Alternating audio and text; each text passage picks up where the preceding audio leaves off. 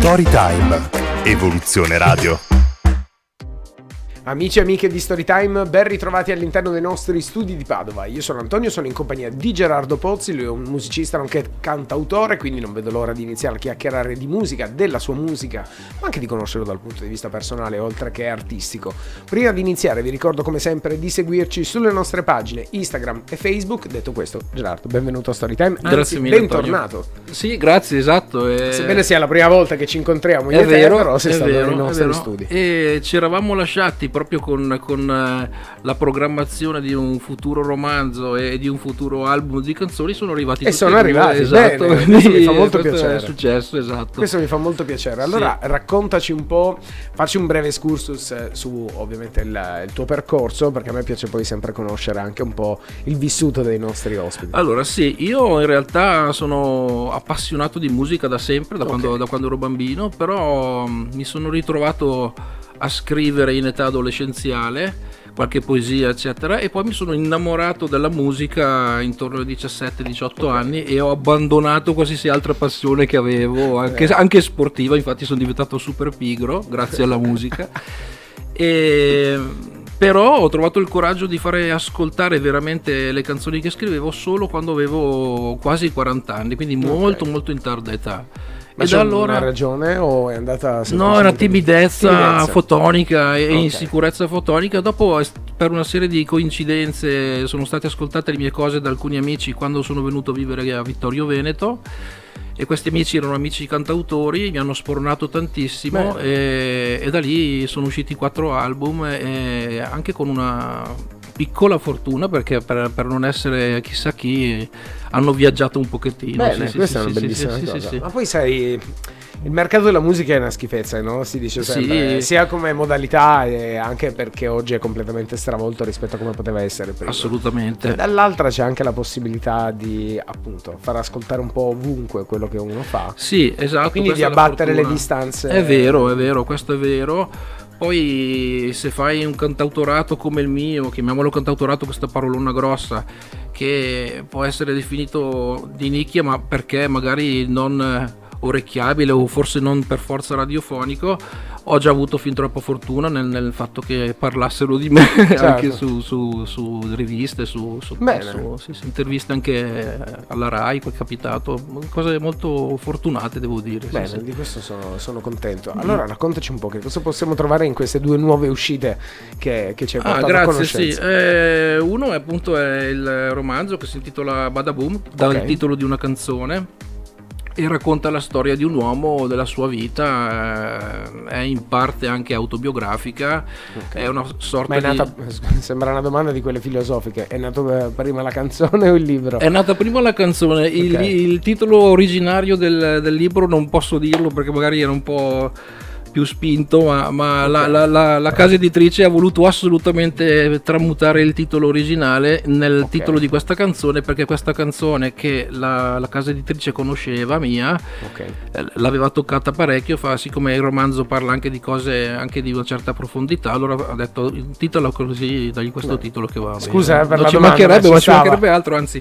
E invece l'ultimo si intitola Ricordati di te, l'ultimo album musicale, sono canzoni, e questo titolo Ricordati di te in questa epoca che magari sembra abbastanza edonistica, però in realtà è un ricordati di te in profondità. Certo, forse interiore. sì, perché viviamo tanto di noi stessi, è un'epoca che sembra un po' egoistica, ma non ci si guarda veramente, secondo me, e quindi ricordarsi che esistiamo anche e soprattutto nei momenti di difficoltà, secondo me anzi, sono una cosa spesso è egocentrica, ma nella maniera sbagliata. Esatto, il ricordarsi veramente di noi è diverso dal vedersi o mostrarsi in un certo modo. Ma è in stile concept album, cioè tutte le canzoni unite che raccontano una storia, o sono momenti slegati? Di solito io scrivo in maniera molto slegata eccetera, però mi sono accorto poi riascoltandole che hanno comunque un filo conduttore, che è quello del inconscio, quindi è nato sì, molto inconscio, ma anche perché diciamo che è più rivolto all'attenzione verso gli ultimi, verso le persone magari un po' più emarginate dalla società, eccetera. Forse è questo un po' il filo conduttore di queste canzoni. È un tema che mi è molto caro, essendomi sentito così anch'io da molto giovane, che non sono più. E quindi questo è diventato un po' un tema che mi è molto caro. Posso chiederti in che momento ti sei sentito così? Da giovane in che momento? Allora, da giovane... O in che situazione? Ma se ti va sì, di no, rispondere. si può fare assolutamente. Mi è capitato quasi di più nella famiglia di origine o in determinate situazioni giovanili, non nell'amicizia, sono sempre stato molto fortunato in questo.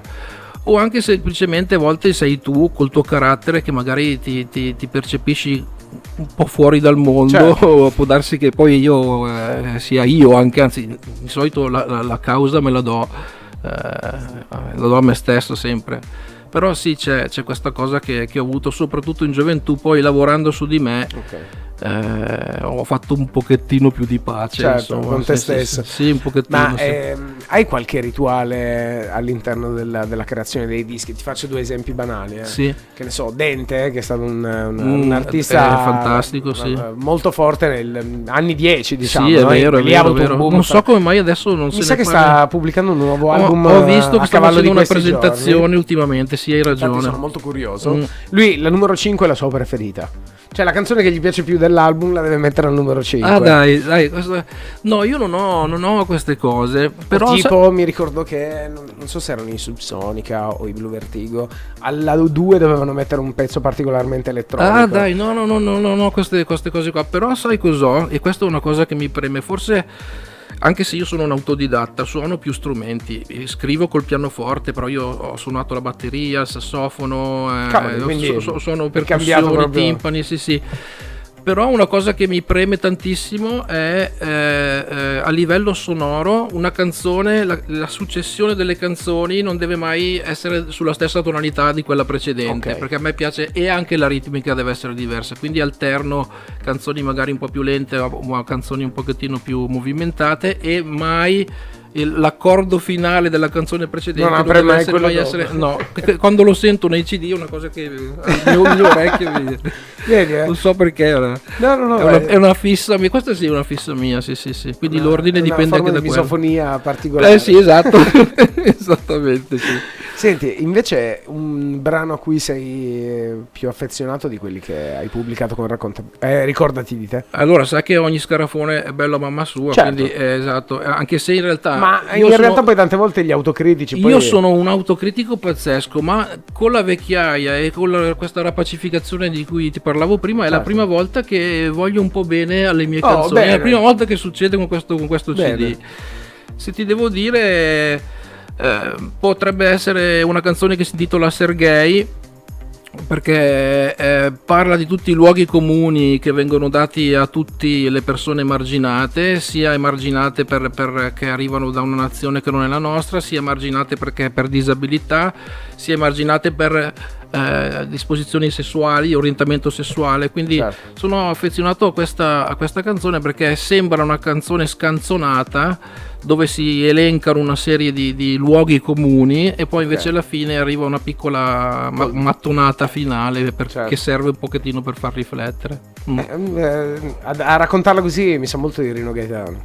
È uno scherzo, sì, esatto, che con lo scherzo ti dico le cose esattamente serie. Cioè, lui è un mio mito, così come è stato da giovane. Voleva essere un complimento. Sì, ma è esattamente così, anche perché sono convinto che, come fanno i comici che fanno riflettere, come Natalino Balasso, certo. Cioè ti fa con la risata, c'è questa risata amara che però ti porti a casa riflettendo di più, certo. Se io ti do una cosa triste e te la dico in maniera triste, può essere efficace, però, ma fin lì sì, a volte è talmente esatto, metterti in azione, esattamente, no? È un appesantimento che può provocare anche magari un allontanamento sì. dalla riflessione, certo, invece con un po' di leggerezza e di ironia ti arriva un po' più il messaggio. Bene. Credo che possa essere così. Bene. Allora, dove possiamo trovare il tuo album, il tuo libro, ovviamente, se hai dei canali preferiti? Sì. Dille assolutamente. Ti ringrazio per la domanda. Allora, il libro lo possono, chi lo vuole, il romanzo lo può richiedere direttamente alla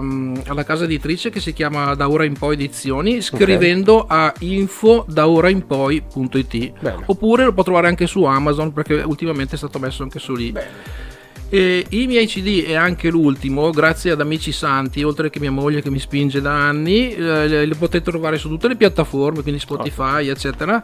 Se invece lo volete ancora, siete nostalgici come me, che ho la mia età e ancora mi piace sedermi e ascoltare sul divano su un lettore CD, lo potete chiedere direttamente a me, mi potete scrivere o su Facebook, trovandomi su Facebook, come oppure Gerardo Pozzi lo trovate ovunque, esatto, Facebook, oppure, Instagram, YouTube. esatto, sì, sempre che sono stati loro i miei amici a far questo, perché io fatto fino a bene. poco tempo fa non ero da nessuna parte, adesso hanno mi fatto messo bene, dappertutto, se no come sì. si fa a essere fruibili facilmente? Esatto, oppure mi mandano una mail a gerardopozzi@libero.it.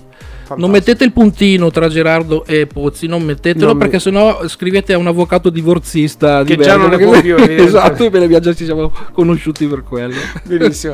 Gerardo, grazie di essere Grazie stato con a te, noi. Mi Antonio, auguro grazie sia stato un mille. bel ritorno qui a Assolutamente Storytime. sì, è anche molto piacevole, Bene, davvero. mi fa Mi molto hai piacere. fatto stare veramente bene. Oh, questo Sì, sono- sì, sì, guarda, sì. è la cosa più bella che ci puoi Le dire. mie ansie sono andate via in Oh, un perfetto, baleno. fantastico. Allora, non vedo l'ora di poter ascoltare il tuo nuovo Grazie. album e anche di dare uno sguardo, una lettura al tuo romanzo. Ve lo lascio. Grazie, gentilissimo. Alla prossima. Assolutamente, grazie a te, Ciao. grazie a tutti, ciao a tutti. Storytime. Evoluzione Radio.